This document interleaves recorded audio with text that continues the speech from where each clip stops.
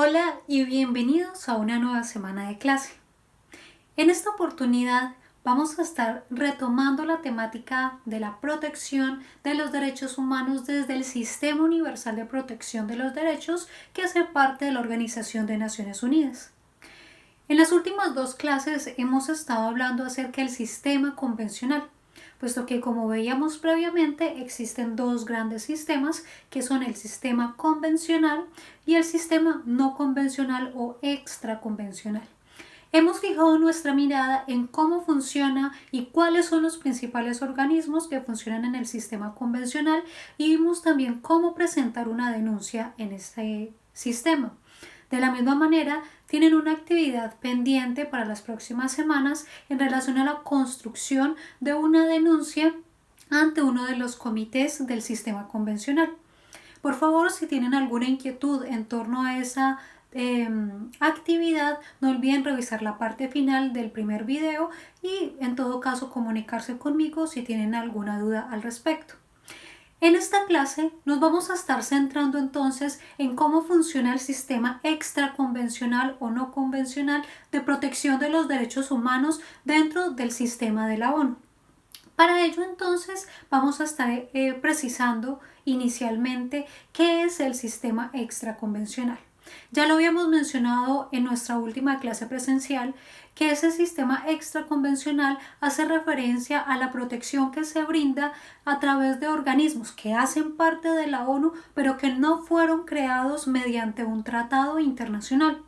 Recordemos entonces que en el sistema convencional los diferentes comités, o realmente los 9 comités de los que hablamos, todos ellos fueron creados por convenciones o tratados internacionales y por lo mismo se le ha dado una obligación o han adquirido los estados una obligación de cumplir con esos tratados internacionales porque al haberlos ratificado y al haber avalado el funcionamiento del comité y haber ratificado el procedimiento de las denuncias, pues está obligándose entonces a darle observancia a las recomendaciones que establecen estos comités. Sin embargo, cuando estamos hablando del sistema extraconvencional o no convencional, pues estamos hablando de organismos que técnicamente no han sido creados por consenso de los estados, sino que son organismos que han surgido dentro del marco de las Naciones Unidas y que han sido creados mediante resoluciones de las Naciones Unidas, pero su existencia no se deriva de un tratado internacional. Realmente la fundamentación o la creación de estos organismos deviene o se deriva de la Carta de las Naciones Unidas. No porque la Carta diga que se crean determinadas relatorías, determinados grupos de trabajo, no, sino porque la Carta establece cuáles son los principios y los mandatos que tiene la Organización de las Naciones Unidas, que también lo hemos hablado previamente.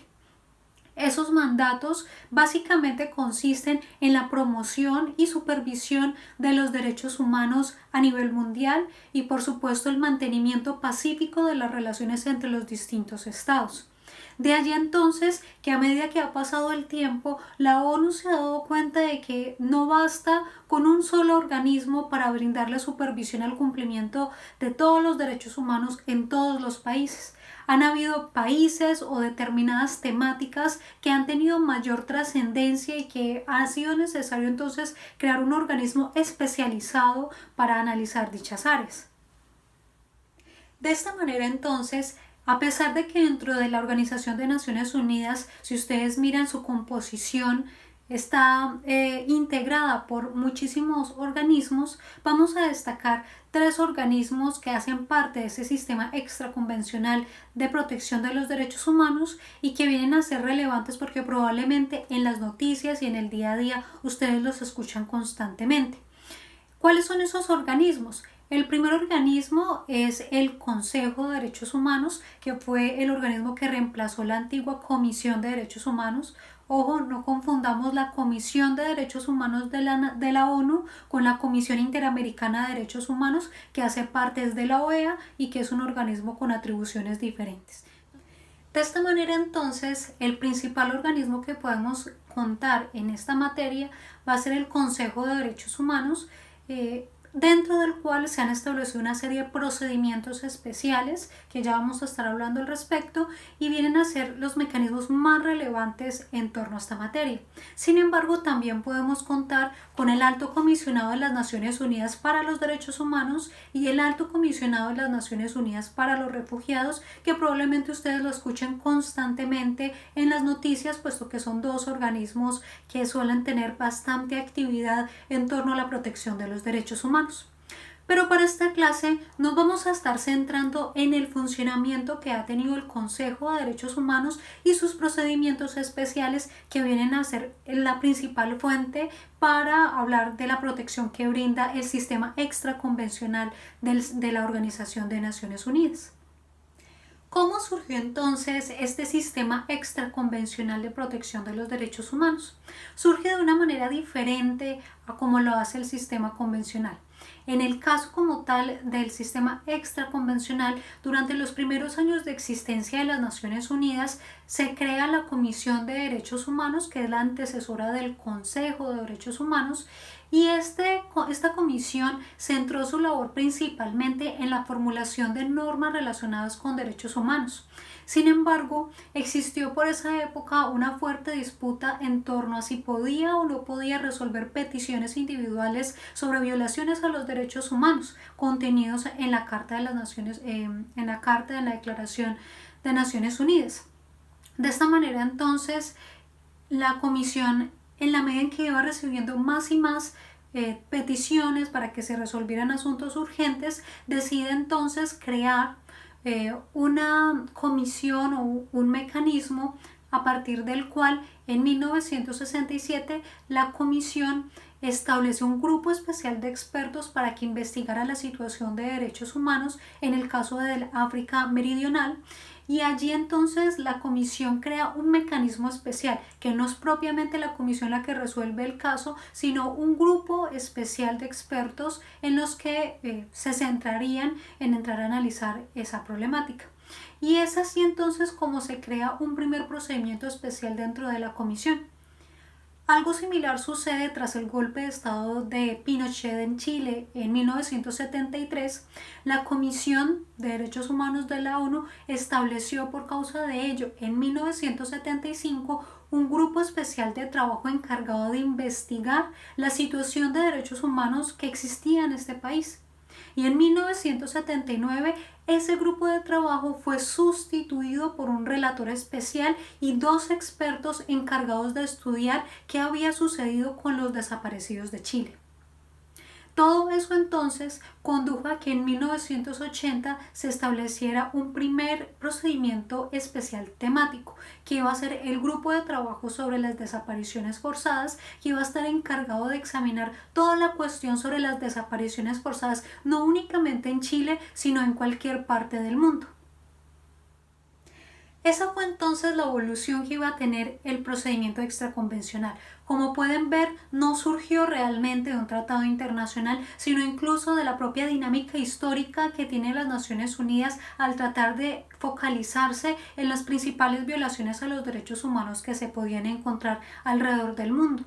Y por lo mismo es que se iba a encontrar determinados países y determinadas temáticas que con el paso del tiempo pues iban a llevar a priorizarse por parte de las Naciones Unidas, al punto que en 1990 ya se habían constituido 6 mandatos temáticos que abarcaban, entre otras temáticas, las desapariciones forzadas, las ejecuciones extrajudiciales, sumarias o arbitrarias, la intolerancia religiosa, los mercenarios, la tortura y la venta de niños. Y de esta manera ha venido evolucionando y creciendo esta serie de mandatos especiales o de procedimientos especiales, al punto en que hoy en día abarca diferentes regiones del mundo y diferentes tipos de derechos que van desde los derechos civiles, políticos, hasta derechos económicos, sociales y culturales. Pueden notar entonces que la diversidad de temáticas ha ido aumentando con el paso del tiempo. De acuerdo con un informe de Naciones Unidas, al 1 de agosto del 2017 existían 44 mandatos temáticos y 12 mandatos de países. Pueden ver entonces que esos procedimientos especiales de la ONU se han dividido en dos. se han dividido en mandatos temáticos y en mandatos por países. Pero entonces ya vimos cómo surgieron. Surgen dentro del seno de la Comisión de Derechos Humanos, que posteriormente iba a ser denominada como Consejo de Derechos Humanos, y este Consejo de Derechos Humanos empieza a funcionar el 19 de junio del 2006. ¿Qué es el Consejo de Derechos Humanos? El Consejo de Derechos Humanos es un organismo intergubernamental. ¿Por qué intergubernamental? Porque está compuesto por representantes de 47 Estados miembros de las Naciones Unidas que son elegidos para periodos de 3 años, no pudiendo ser reelegido por más de 2 periodos consecutivos. Este grupo este Consejo de Derechos Humanos se reúne en Ginebra, Suiza, durante 10 semanas al año para realizar las gestiones propias de su cargo. Este consejo entonces pues está creado, instituido con la finalidad de prevenir abusos, desigualdad, discriminación, de proteger o supervisar los derechos humanos y principalmente en torno a esos grupos que son más vulnerables o susceptibles de recibir este tipo de vulneraciones, y por supuesto trata de llevar o sacar a la luz pública los perpetradores de este tipo de crímenes, para que de esta manera entonces no quede en la impunidad, sino que se hace una alerta, un llamado al Estado para que tome las medidas que debe realizar en torno a esas denuncias que se están presentando.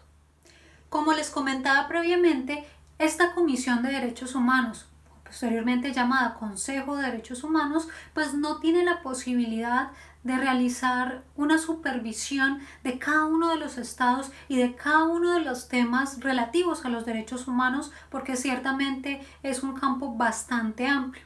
De allí entonces que ha venido a crear los procedimientos especiales.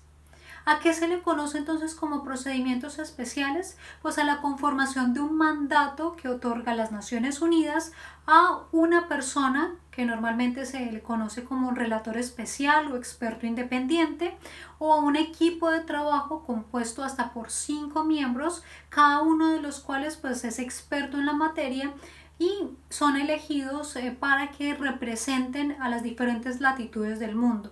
La idea es que ellos representen o haya un representante de África, un representante de Asia, un representante de América Latina y el Caribe, un representante de Europa Oriental y un representante de Europa Occidental. Estos relatores especiales, expertos independientes y los miembros de los grupos de trabajo son nombrados por el el Consejo de Derechos Humanos, y ellos prestan el servicio a las Naciones Unidas a título personal. ¿Qué significa eso? Significa que ellos se comprometen a realizar su gestión sin ningún tipo de remuneración y no son considerados parte o miembros del personal de las Naciones Unidas. ¿Eso por qué? Con la finalidad de garantizar que tengan imparcialidad en el ejercicio de su cargo, de manera que no tengan vínculos ni con país ni con las Naciones Unidas, para que ejerzan libremente y sin presiones el cargo que están ocupando. Entonces, estos procedimientos especiales, ¿quiénes lo pueden ocupar? Lo pueden ocupar los relatores o grupos especiales o expertos independientes. ¿Sobre qué realizan su mandato o su gestión? Como lo decíamos previamente, pueden realizar su mandato o gestión frente a 2 aspectos. ¿Cuáles son esos 2 aspectos? Pueden ser mandatos o temáticos o mandatos por país. No pueden ser los 2 al mismo tiempo, o será un mandato temático, es decir, de un tema de grande relevancia que interese a las Naciones Unidas, que se haga un estudio especializado en la materia, o un mandato por país, que quiere decir que a las Naciones Unidas le interesa especialmente lo que está ocurriendo en determinado sitio del mundo y que por lo mismo quiere que se haga un estudio pormenorizado de ello. De igual manera, es importante recalcar que estos procedimientos especiales, es decir, la relatoría, los grupos de trabajo, los expertos independientes, Además de realizar sus informes sobre los aspectos que les han sido conferidos en su mandato, tienen una función muy importante y es que todos informan al Consejo de Derechos Humanos sus conclusiones y recomendaciones e incluso llegan a presentar informes a la Asamblea General de las Naciones Unidas. Y eso es muy importante porque esos informes, aunque puede parecer un simple documento, desde el punto de vista diplomático es muy importante porque el que informen una situación en un país o en diversos países, pues está llamándole la atención a los estados para que tomen acciones correctivas y desde esa perspectiva entonces su función o su mandato también es muy importante. Puede parecernos, sí, que quizá la limitación tiene limitaciones en comparación con el sistema convencional, y en ese sentido podríamos decir que efectivamente existen esas limitaciones, pero debemos tener en cuenta que no podemos equiparar un sistema en donde los estados se están comprometiendo a acatar las recomendaciones de un estado, de un comité, perdón, a el que un comité por voluntad propia le diga al estado que tenga que hacer algo cuando un estado no está obligado en términos iniciales a, a presentar o acatar una denuncia o una recomendación en tanto no se ha firmado un instrumento internacional en torno a la materia. Por supuesto, todos estos comités y procedimientos especiales surgen de la Carta de las Naciones Unidas, no porque ya estén especificadas, pero sí derivadas de las acciones o mandatos propios de la Organización de Naciones Unidas. Pero esa es la razón por la que hay tanta diferencia entre lo que puede ser mucho más fuerte y contundente, que puede ser una denuncia presentada ante un comité del sistema convencional, que de pronto un informe que se presente por parte de un relator especial. Pero todo eso, esos informes muchas veces sirven de base para que los comités o incluso el Tribunal Europeo de Derechos Humanos, la Corte Interamericana de Derechos Humanos e incluso tribunales de los diferentes estados tomen nociones para tomar sus decisiones. Así ha ocurrido en diferentes casos en donde la Corte Interamericana o los tribunales nacionales, al fundamentar sus decisiones, por ejemplo, en relación con ejecuciones extrajudiciales, se han basado o han tomado o construido el contexto generalizado en el que se han dado las ejecuciones extrajudiciales gracias al informe que presentó el relator especial sobre ejecuciones extrajudiciales sumarias o arbitrarias. De allí entonces su importancia, porque puede que no tenga un impacto tan serio y directo como entrar a decir al Estado lo condeno por la violación de un tratado internacional, pero al constatar y al recopilar toda esa información sirve de background o de antesala a los diferentes organismos internacionales y nacionales para que puedan fundamentar sus decisiones. Ahora bien, probablemente ustedes se están preguntando cómo se eligen a esos expertos independientes o a los miembros de los grupos de trabajo. Bueno, lo cierto es que los candidatos pueden ser propuestos por los gobiernos, por grupos regionales que operen dentro del sistema de derechos humanos, organizaciones internacionales, organizaciones no gubernamentales u ONGs, o cualquier otro tipo de organismo. Incluso se pueden presentar candidaturas individuales, es decir, se pueden proponer las personas por sí mismas. Sin embargo, eso no quiere decir que cualquier persona va a quedar, ¿no? Existe un grupo consultivo que es nombrado por el propio Consejo de Derechos Humanos, que es el que se encarga de examinar las candidaturas de acuerdo con cada procedimiento especial y propone al presidente del Consejo de Derechos Humanos una lista de los candidatos elegibles, pues de acuerdo al perfil que se busca dentro de la sección o el mandato que se está postulando.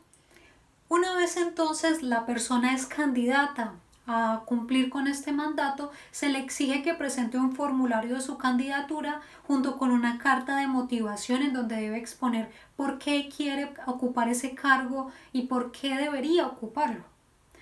Y adicionalmente entonces esos candidatos van a ser elegidos o van a pasar a una lista final a partir de la cual van a ser entrevistados por ese grupo consultivo para finalmente tomar la decisión final. De acuerdo con los lineamientos que ha establecido la Organización de Naciones Unidas, cuando se propone, selecciona y se nombra a los titulares de los que van a ejercer los mandatos, Se debe tener en cuenta varios criterios que son bastante importantes a la hora de seleccionar el candidato. Entre ellos, primero, los conocimientos especializados, y esto resulta bastante lógico si una persona se está postulando, por ejemplo, por una relatoría especial en materia de pobreza, pero esta persona no tiene ningún tipo de experiencia en la materia, pues no va a ser seleccionada como candidato. De la misma manera, en segundo lugar, se revisa la experiencia en la esfera del mandato. Tiene mucha conexión con el primer tema. Si la persona se quiere postular a una relatoría especial, por ejemplo, con las personas con discapacidad y tiene una trayectoria en donde tiene 20 años de experiencia trabajando en diferentes organizaciones internacionales que promueven los derechos de las personas con discapacidad, pues va a ser un punto positivo para esta persona. De la misma manera, entonces, se tiene en cuenta en tercer lugar la independencia, que va ligado al cuarto punto, que es la imparcialidad. Siguiente, la integridad personal y por último la objetividad. Esos cuatro últimos aspectos que ustedes pueden ver están muy relacionados porque se busca por parte de las Naciones Unidas una persona que sea idónea. Es decir, que no se vaya a dejar llevar por conflictos de intereses que puedan beneficiar a alguna parte, algún país o alguna organización, sino que verdaderamente los informes que ellos presenten pues estén llenos de subjetividad. Y la ONU también tiene en cuenta a efectos de la selección de los representantes, de los relatores o grupos de trabajo, que exista equilibrio de género y que haya una representación geográfica equitativa para que de esa manera se tenga conocimiento de los diferentes sistemas jurídicos. Y eso es importante porque si, por ejemplo, todos los miembros de un grupo de expertos son europeos, pues probablemente va a haber una crítica frente a esa composición, porque si van a examinar el caso de África, por ejemplo, o el caso de Latinoamérica, pues se va a cuestionar si realmente entienden la dinámica y el contexto en el cual se está dando el caso. Finalmente, la ONU también ha establecido que en caso de que alguna candidatura se evidencie que ha sido una persona que ha ocupado un cargo dentro del gobierno o dentro de alguna organización que pueda llegar a generar un conflicto de interés por las responsabilidades que tiene dentro de ese mandato, pues eso llevará a que la persona no pueda ser seleccionada para ese mandato, pues justamente como lo hablamos, pues la persona debe estar investida de imparcialidad y objetividad. Teniendo claro entonces que existen mandatos por países y mandatos temáticos, veamos algunos ejemplos para que ustedes puedan ver qué existe hasta el momento. No vamos a mencionar los 44 mandatos temáticos ni los 12 mandatos por países, sino algunos ejemplos para que ustedes tengan conocimiento al respecto. Entre los mandatos por países podemos encontrar, por ejemplo, el mandato es el mandato que se creó dentro de las Naciones Unidas para el estudio de la situación en derechos humanos en Corea.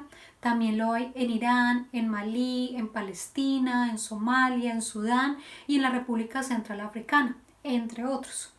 Y en relación con los mandatos temáticos existen diversos mandatos.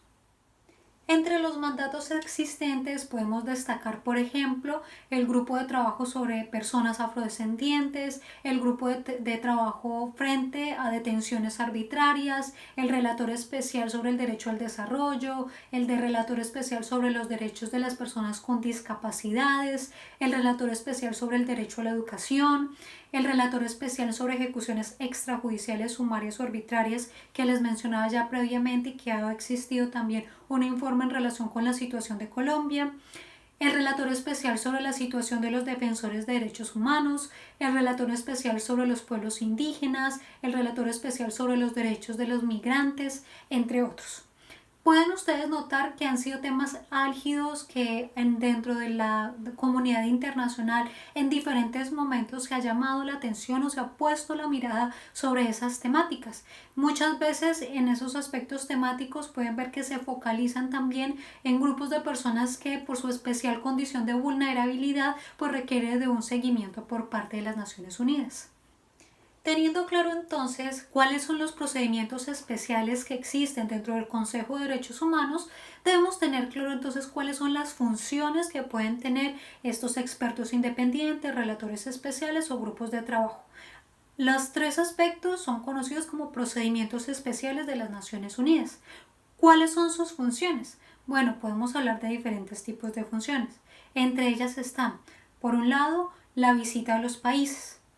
En segunda instancia, podemos conocer o tener como segunda función el envío de comunicaciones a los estados u otros interesados en relación con denuncias o abusos a los derechos humanos.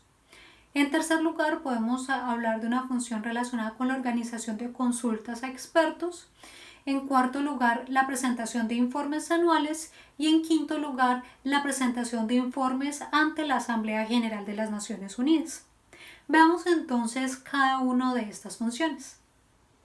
Iniciando entonces con la primera función que pueden ocupar estos procedimientos especiales, que son las visitas a los países, debo empezar comentándoles que esas visitas a los países se realizan por invitación de los estados, es decir, pues se requiere esa aquiescencia del estado para poder realizar la visita. Cuando los titulares de los mandatos visitan esos países, pues lo hacen con el propósito de examinar la situación de los derechos humanos en un plano nacional. Normalmente cuando han sido anunciados de antemano determinadas situaciones bastante álgidas dentro del país, pues este relator o grupo especial priorizará la revisión de ese aspecto dentro del país. Hay algunos países que han llegado a emitir ante la ONU lo que es conocido como invitaciones permanentes. Esas invitaciones permanentes a los procedimientos especiales significa que los estados están aceptando que pueden recibir la visita de cualquier titular de un mandato temático. Es decir, en principio, para que se pueda hacer la visita por parte de un relator especial, por ejemplo, se requiere que el Estado haya extendido la invitación a ese mandato en particular. Si el relator en relación sobre el derecho a la educación quiere visitar a Colombia, pues Colombia tendría que haberle extendido una invitación a ese relator. Y de la misma manera tendría que pasar con los demás 43 relatores o procedimientos especiales. Para evitar ese desgaste procesal que generarían los estados, lo que terminan haciendo es extendiendo invitaciones permanentes, y eso significa que no tienen que extender uno a uno la invitación a cada uno de los relatores o grupos especiales, sino que con extender la invitación permanente se entiende que van a recibir a cualquiera de los expertos o de los procedimientos especiales. Por ejemplo, de acuerdo con informes de las Naciones Unidas, se ha encontrado que al 1 de enero del 2015, 109 Estados miembros de la Carta de la ONU habían extendido invitaciones permanentes a los titulares de los diferentes procedimientos especiales con mandatos temáticos. ¿Qué hacen entonces estos procedimientos especiales cuando han realizado la visita a un país?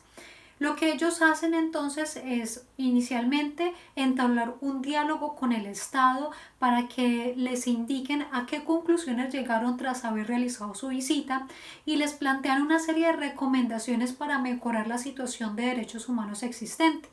Y posteriormente ellos van a presentar un informe al Consejo de Derechos Humanos sobre los resultados que encontraron. Entonces pueden ver ustedes que existen dos tipos de resultados frente a las visitas que realizan. Primer resultado, tratar de realizar una concientización al Estado frente a la situación de derechos humanos y tratar de trazar con ellos un plan de mejoramiento mediante las recomendaciones que ellos trazan.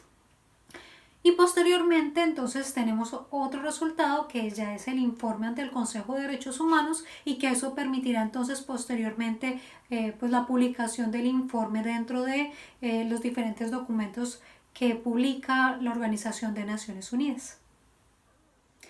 En relación con la función de presentar informes anuales ante el Consejo de Derechos Humanos, es necesario indicar que esto tiene mucho que ver con la transparencia en la gestión del mandato. Por supuesto, pues el que se presenten informes anuales muestra el trabajo que se ha venido ejecutando durante todo el año, y eso es bastante importante para las Naciones Unidas, el lograr determinar unos avances en términos del desarrollo del mandato. De esta manera, entonces, ¿qué se presenta en el informe anual de los grupos de trabajo de los expertos independientes? En ese informe anual ellos plantean, entre otros aspectos, el método de trabajo, el análisis teórico que han realizado, las tendencias generales que han encontrado, los desarrollos que han realizado respecto a sus propios mandatos y las recomendaciones generales que pueden percibir a partir del trabajo que han venido desarrollando durante ese año. Probablemente se estén preguntando si dentro de esos informes anuales también se incluyen los aspectos de las visitas.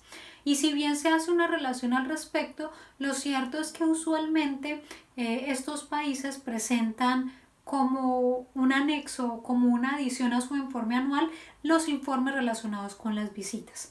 De esta manera, entonces, muchas veces, justamente por la relevancia de las temáticas que ellos tratan, solicitan estos mandatos o estos procedimientos especiales presentar sus informes ante la Asamblea General de las Naciones Unidas, que es la siguiente función que veníamos hablando. ¿Qué es lo que se hace? Básicamente una exposición ante la Asamblea General, que ustedes ya saben, tienen participación de todos los representantes de los estados que hacen parte de la ONU. Y allí entonces es importante ese informe porque se pone de manifiesto ante toda la comunidad internacional los hallazgos que han encontrado. De allí la relevancia de la presentación de ese informe, porque se está poniendo en contexto las problemáticas que de pronto pueden parecer aisladas para un país, puesto que quizá no es muy cercano a su temática, pero que al escucharlo dentro de ello, por lo menos los representantes diplomáticos van a tomar nota de la situación que está ocurriendo y muchas veces pues eso puede llevar a tomar o a impulsar gestiones de cooperación internacional para tratar de ayudar a solucionar una situación de derechos humanos en determinado país. De igual manera, tenemos como función adicional la realización de seminarios y consultas con expertos. Muchas veces el Consejo de Derechos Humanos le solicita a los procedimientos especiales, entiéndase por ello grupos de trabajo, expertos independientes, relatores especiales, le solicita a sus procedimientos especiales que realicen seminarios en relación, por supuesto, con el ejercicio de sus mandatos. Y muchas veces también hacen consultas con expertos en la materia propia de su mandato a efectos de constituir un insumo académico, un insumo de material a partir del cual también trabajar sus informes y construir una base sólida que les permita desarrollar sus mandatos.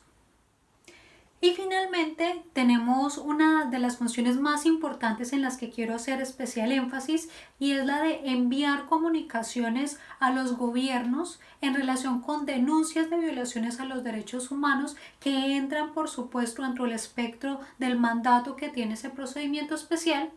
Y lo que hacen ellos es entonces enviar una comunicación al gobierno a través de cartas que pueden llamar o realizar llamamientos urgentes o realizar otro tipo de comunicaciones. Otro tipo de comunicaciones como el pedir información al Estado o el hacer un llamado de atención por alguna situación.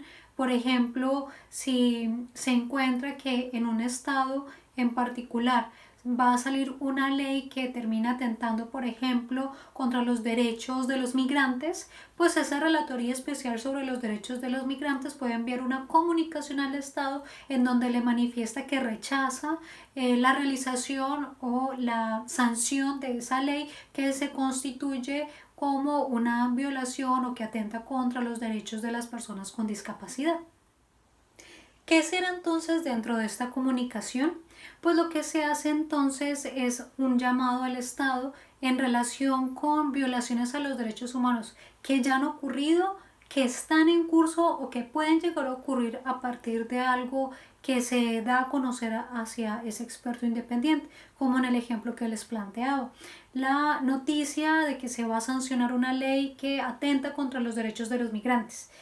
La vulneración no ha sucedido como tal, pero con esa comunicación se le puede poner de manifiesto al Estado que frene esa actuación para evitar que efectivamente viole esos derechos humanos. De allí entonces la importancia que pueden tener.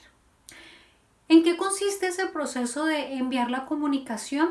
Pues bien, este relator especial lo que va a hacer dentro de su comunicación es identificar los hechos en donde efectivamente se puede encontrar una aparente violación de los derechos humanos. Se establecen las normas y los estándares internacionales en materia de derechos humanos que son aplicables al caso que se está estudiando dentro de la respectiva comunicación, y se le da a conocer las inquietudes y preguntas que tienen los titulares de este mandato en torno a esa situación de derechos humanos, así como la realización de una solicitud para realizar medidas de seguimiento a esta situación de derechos humanos, que puede llevar incluso a la solicitud de una visita dentro del territorio de este estado para verificar la situación de derechos humanos.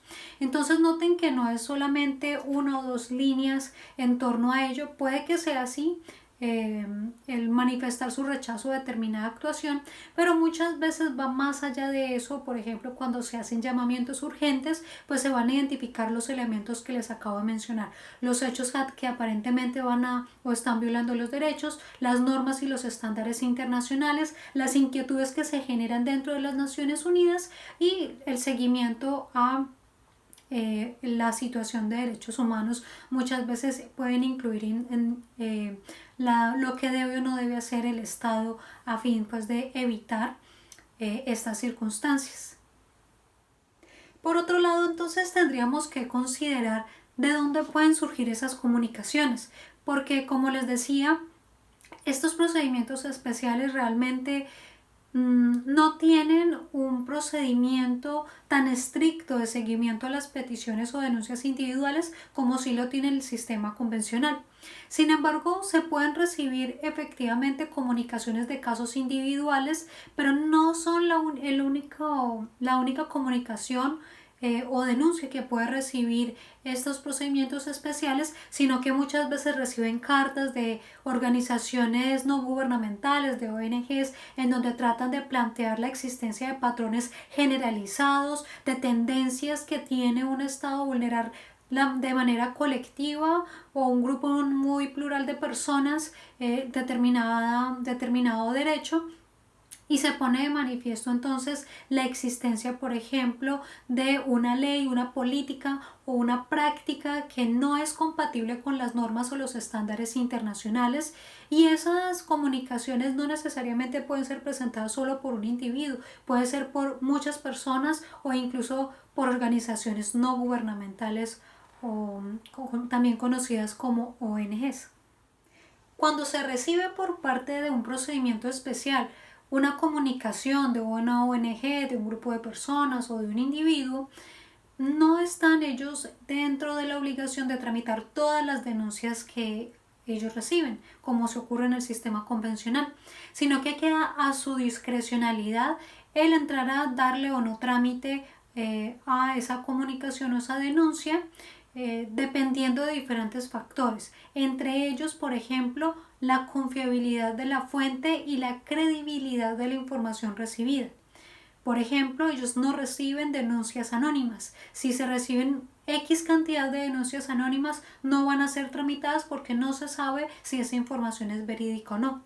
De la misma manera, si una persona recurre o presenta una denuncia sin sustentar, sin presentar pruebas, simplemente diciendo se están vulnerando los derechos humanos de las personas con discapacidad, pero no dice dónde, cuándo, en qué lugar, de qué manera, no tiene un sustento probatorio al respecto, pues va a ser una comunicación a la cual no se le va a dar seguimiento dentro del procedimiento especial.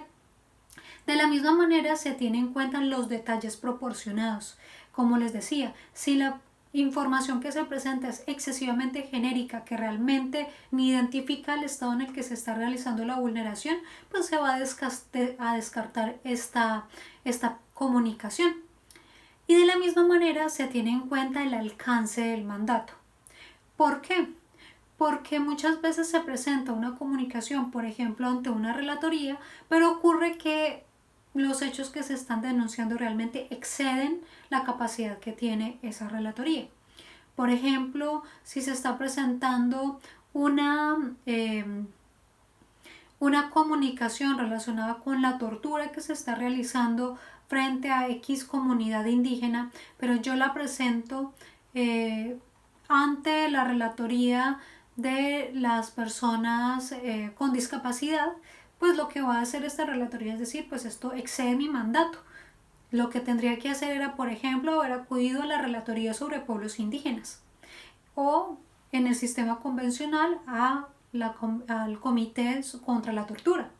Entonces noten que es un examen muy lógico que se debe realizar del tema que yo estoy tratando, a qué instancia puedo acudir de acuerdo pues con la vulneración que yo encuentro e identifico. Estos procedimientos especiales también pueden llegar a ser requerimientos al peticionario o la presunta víctima para que informe si ha agotado los recursos internos, porque ya ustedes saben, el sistema internacional es subsidiario. Primeramente se tienen que haber agotado los recursos internos dentro del Estado, de otra manera esa petición se va a descartar. Y pueden llegar a solicitar información sobre los tratados que ha llegado a ratificar ese Estado. No porque vayan a declarar la vulneración del mismo, sino porque pueden llegar a hacer un análisis más profundo a partir de la consideración de los compromisos internacionales que ha adquirido el Estado. ¿Qué se requiere entonces para presentar una denuncia ante uno de los procedimientos especiales que llevará a que se tramite esa denuncia al llegar al punto de ser una comunicación hacia el Estado, donde estos expertos independientes o grupos de trabajo hagan seguimiento a esa denuncia? Lo que harán entonces para poder presentar una denuncia en este sentido, lo primero, como es lógico, es identificar a la presunta víctima. Recuerden que no se pueden dar violaciones en abstracto. Yo presumo que alguien está siendo vulnerado su derecho en ese sentido. No puedo realizar una denuncia en esos términos. Tengo que identificar a la presunta o presuntas víctimas. De la misma manera que se puede identificar el peticionario que está realizando la denuncia. En ese mismo sentido, entonces yo tendré que identificar los presuntos autores de la violación. Puede que no tenga completa y exacta referencia de los nombres, pero sí, por ejemplo, que eran agentes estatales de la policía, o que hacían parte de la Fuerza Armada, o que hacían parte de X grupo o población. Entonces, el que se pueda presentar la información más exacta, aunque no sean agentes estatales, sino en general los presuntos vulneradores de los derechos, pues se tendrá que informar de esa manera. Tiene que hacerse posteriormente una descripción de los hechos de la manera más detallada posible, la manera en la que se dio esa vulneración, para que de esa manera pues se tenga clara por parte del comité, de este caso del procedimiento especial, pues de lo que está ocurriendo. Y es muy importante que las presuntas víctimas y familiares indiquen en sus presentaciones si dan o no dan consentimiento para que se revelen los nombres de las víctimas en las comunicaciones a los gobiernos o organizaciones no gubernamentales o empresas, para que de esa manera también se tenga claro si están corriendo riesgo o no al indicarse esos nombres en determinados informes. Por ejemplo, se les pide que informen si se puede plantear su nombre en el informe público que presenta el Consejo de Derechos Humanos. Y eso es muy importante porque recuerden que hay personas que por sus condiciones dentro del Estado corren riesgo en caso de que presenten de manera pública una denuncia contra el Estado o contra determinados actores, y de allí entonces que sea importante que ellos planteen esa situación. Si ustedes ven, la denuncia es en términos generales muy sencilla. Los procedimientos especiales pueden llegar a requerir información adicional, pero también se recomienda que se establezcan las pruebas que se tienen para sustentar la denuncia de los hechos relacionados dentro de la comunicación o denuncia, pues de otra manera se puede considerar como una comunicación o una denuncia sin sustentar o sin fundamentar de manera adecuada. Estos son entonces los elementos más importantes de la manera en la que funciona el sistema extraconvencional de las Naciones Unidas. Concluyendo entonces que se trata de un sistema que funciona a partir de unos organismos que hacen parte de las Naciones Unidas, pero que no fueron creados a partir de un tratado o una convención, sino que se crearon a raíz del mandato de la ONU establecido en su Carta de Creación. Estos organismos, pues básicamente pueden ser expertos independientes, relatores especiales o grupos de trabajo que puede estar dividido su trabajo en mandatos por países o mandatos temáticos. A partir de la temática que ellos desarrollan, pues tendrán las diferentes funciones que ya hemos mencionado, como lo pueden ser realizar visitas a los países, presentar informes ante el Consejo de Derechos Humanos, presentar informes ante la Asamblea General de Naciones Unidas, presentar o realizar seminarios o consultas con expertos y comunicar o presentar comunicaciones ante los estados para darle seguimiento a una determinada situación de derechos humanos. Esta es entonces la temática de esta semana. La actividad que van a tener es realizar el comentario en este video de YouTube frente al aspecto que les relaciono en la descripción. No olviden entonces, tienen toda esta semana para ver este video en el sitio y lugar donde ustedes prefieran, y una vez finalicen el video, la visualización del video, por favor realicen el comentario en el respectivo espacio que está habilitado en YouTube.